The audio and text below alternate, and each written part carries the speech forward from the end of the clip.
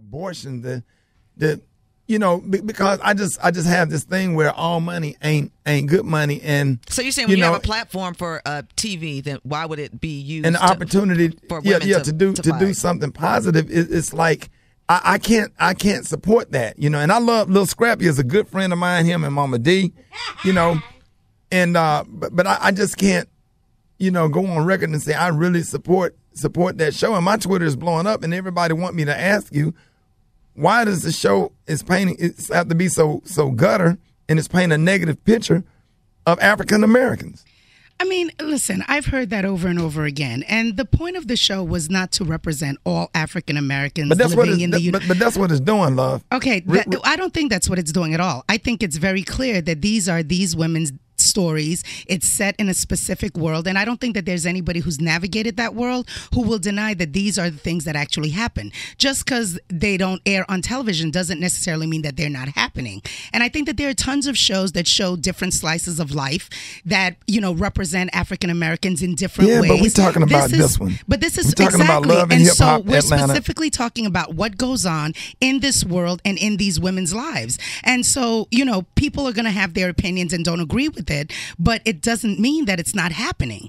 And I think, people ask me, well, why don't you want to do something more positive? Yeah, but here's the thing. We all know that is happening. White people don't live in our communities and know what go on in the hood, but sweeping it under the rug doesn't mean that it's not happening. And again, when people ask me about, I guess my question is, so after the fighting, where's the solution?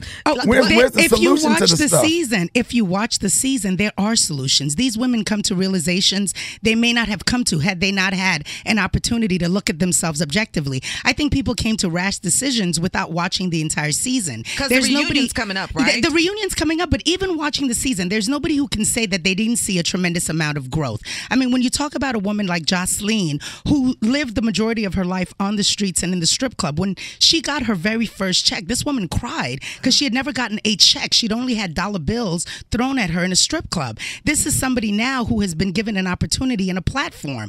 I certainly didn't put her in the strip club, but I'd like to think that to some extent, her having this opportunity helped her get out of it. So I think it's really subjective, and you get from it what you want to get from it. But for me, when people say, well, why don't you do something more positive? When I watch the progress that they engage in, when I watch how far they come, when they're able to make changes in their lives, for me, that is positive. And it doesn't represent the entire scope of everything that I'm ever going to do in television. And you're saying that the show is not scripted at all. These are truly their lives. The show is not any scripted. Fights that happen, it's. And we also minimized it this season. If you watch the show, you'll also see that we scaled it down. Are there still explosive moments? Absolutely. This is how they chose to express themselves in those moments. But we tried to edit it down tremendously so that it wasn't just rife with violence. But, I do have an issue when people think that only thing I'm saying, these women's stories should not be told. That's an issue for me. But I have an issue, and a lot of other people have an issue seeing women on television fighting like dogs in an alley, like that. So you're not the only one to have issues. We have issues with it too. So my thing is, and I'm not telling you how to do your show. I'm just saying, if you have a counselor to come on at the end of an episode or a positive or some kind of solution, because we did that's do what, that. That's what, you that's didn't what watch people the season, but we did have We're that not on. talking about the season. I'm talking about from week to week basis. That's what people are left with. And we got young people. We all have a response. I don't even agree with all of the music that we play on the radio, but these songs are in the computer and we have to play it. So what we do, we take some of these songs and we try to, that's why we do a praise break to try to maybe use some of the hip hop music to try to get something positive in to talk about health and breast cancer. You got voter suppression out here. You got domestic violence out here. You got cancer. You got hypertension. And, you got all of these issues out here in the black community that we have the opportunity to address, and they're not getting addressed. And you got a show with that kind of ratings, and the people are watching it just because people on here fighting and strip clubs and abortions. That's part of the issue too. The fact that it is because this show has broken record numbers. Do you find yourself, just as a woman, sometimes conflicted with what people some like what Ricky's saying? I mean, absolutely, because I don't necessarily subscribe to the way they handle things all the time. But there's also a constant behind-the-scenes dialogue that I have with these women. And again, I stand by the fact that they do experience much growth by the time they come through the experience. Every single one of them, and I'm sure you've had them on the show, they've been on other shows, talk about how it's not something that they regret doing. They've looked at their lives differently. They've made certain changes in their lives, even going back to the New York show. And I'm not putting this forth like it's the ultimate therapeutic answer to everyone's problems. I'm saying that we're doing a show that's mainly for entertainment purposes that projects, a certain life within a certain genre, and it's true to that. I mean, to some extent, I'm documenting what actually is happening in this segment of the population. I'm not saying that it is a representation of all African Americans, and I have to keep making that point. What I want you to understand, first of all, I'm proud of you being an African-American businesswoman and going out here making your money. Only thing that I'm saying is, and I'm speaking on behalf of the listeners and most of the people that's following me on Twitter, and from what I've seen, is that we have a responsibility to try to put something positive out here when we get these opportunities, because it's already bad in the black community. And Ricky, there are tons of positive shows out there that I encourage people to support, but we are also in a supply and demand business. Well, one of them be coming on September the 18th on TV One called The Ricky Smiley Show. Don't you be trying to plug your show right now. A good one coming on September 18th on TV One. It's the Ricky Smiley Morning Show.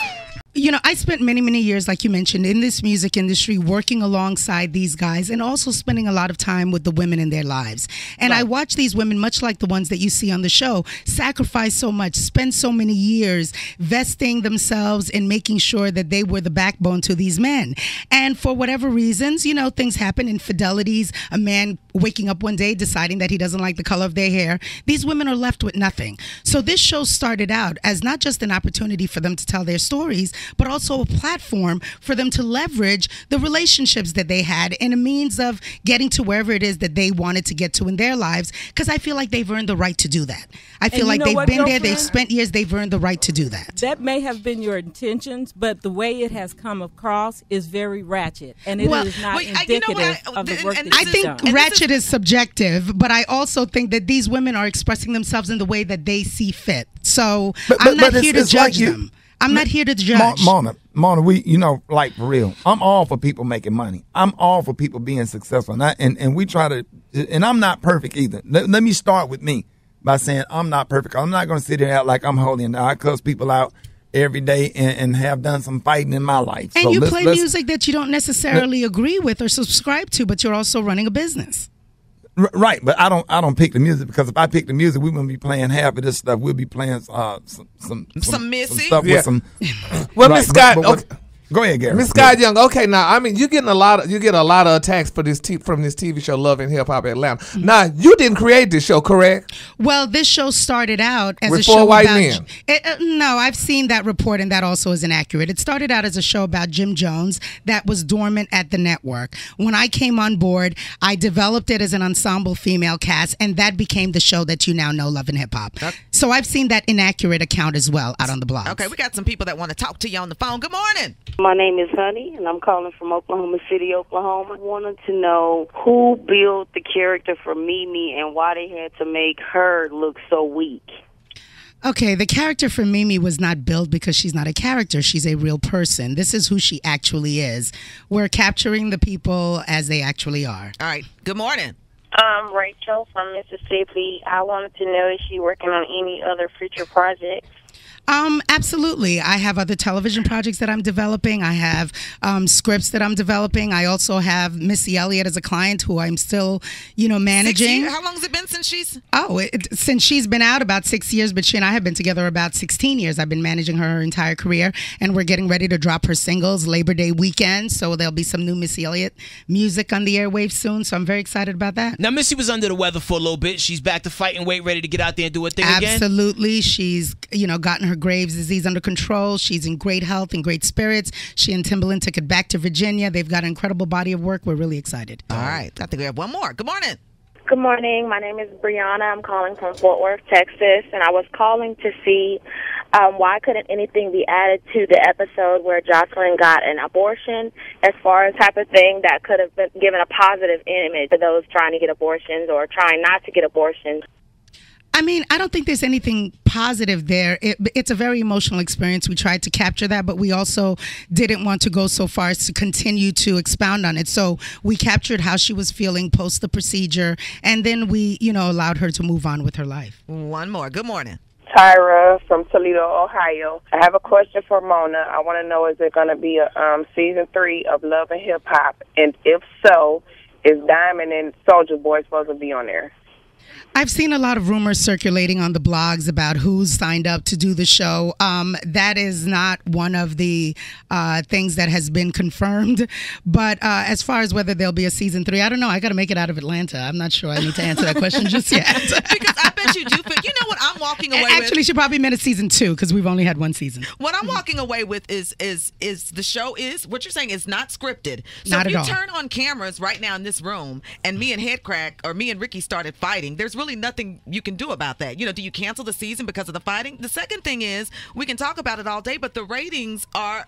they speak for themselves, and people are watching the show, and I think people are getting something different out of it. And for those people who, don't want to watch the show, I respect that opinion. But I just don't think that the show deserves to be pulled off the air. It's employing a lot of people, and it's providing opportunities for a lot of people. Mona, yes, sir. Make your money, love. Just clean it up. Just... Mona, we can have this conversation ad nauseum, but But Mona, I think the show only has a finite amount of time. And if all the people that say out there talking about I'm a hater, I bring every single person on this show every week, week after week after week, for the past 8 years we've been doing this morning show, and have shown everybody love, let people promote their albums, their CDs, other prank phone call CDs, even the competition or whatever. And the first time you don't agree with something, you get cursed out. And at some point, where do we draw the line in the sand and say enough? We go on, let these white networks go on there and make black people look bad. Now, you go now if you think I'm lying, you call Reverend Al Sharpton, you call Jesse Jackson, you call Pastor Freddie Haynes, and some of our community leaders that do things in the community that really do stuff positive for black people and take a stand for black people, and ask them what do they think. Ask Tom Joyner what does he think. Ask Steve what do he think. Ask some of our community leaders and some of our pastors, some of our school teachers, some of our professors at these HBCUs, what do they think about it? Am I the only hater? Ain't nobody hating because you don't agree with something. You have to take a stand for what's right. I'm not put on this earth to be liked by everybody. And you don't have to agree with me. But we all have a responsibility. Even me have a responsibility to take a stand for what's right. If something goes too far and something is too nasty, don't let white folks exploit you. Period. I mean, honestly, if we're having a dialogue about this, then I'd like an opportunity to interject, because as much as you're saying that you're unbiased, you're putting out very, very biased opinions. I think it's easy to get on a soapbox and point a finger, but I think that there are different experiences and different dynamics happening here that aren't being taken into consideration. I mean, these women have the right to tell. These women have the right to tell their stories. And I don't think you've watched the entire season, so I don't know that you're qualified to make a judgment. You've already admitted you haven't watched the season, so how can you sit here and judge the show? Not the whole season, but I saw... You're obviously going by other people's opinions. And, we all know the saying about opinions. I just think that people are going to take away from it what they want to take away from it. A certain amount of this is entertainment, and I think we have to take that into consideration. But I think if you watch the show, you watch the stories, you watch these women's lives transform in totality, there's no way you can walk away from this and not think that there has been some measure of growth. So it's easy to point a finger and say, we all need to be doing something. Well, I'm very clear about what I'm doing. I know how this benefits the people that are involved, all the jobs that are employed. I know the things that I do outside of this show that benefit my community. So I just don't, will not sit around and be. If any black women out here that's looking for growth and trying to better themselves, Love and Hip Hop Atlanta. If you want to grow and better yourself as a black woman, that's the show to watch. That's a sarcastic analysis, but go ahead. No, I'm just keeping it. I'm going by what you said. No, you're not keeping it real, but it's all good. Young, how can people reach you on Twitter and Facebook? I think they have an easy enough time finding me on Twitter. I'll reserve. But one time, hey, Mona, thank you. Oh. I do thank you, and you're it ain't. Don't take it personal. I never love take everybody. it personally. I'm very, very clear about what I represent. So and just none like of this you don't is let personal. your kids watch it, you're not the morality police. People have a choice as to what to watch. It's easy to be sanctimonious. That means it's that easy people to are be. watching. If the it, show wasn't successful, we wouldn't have this dialogue. I'm not talking to you. Ain't nobody talking to you. So what? You need to get and if it's for nothing else, it's a good dialogue. Yes.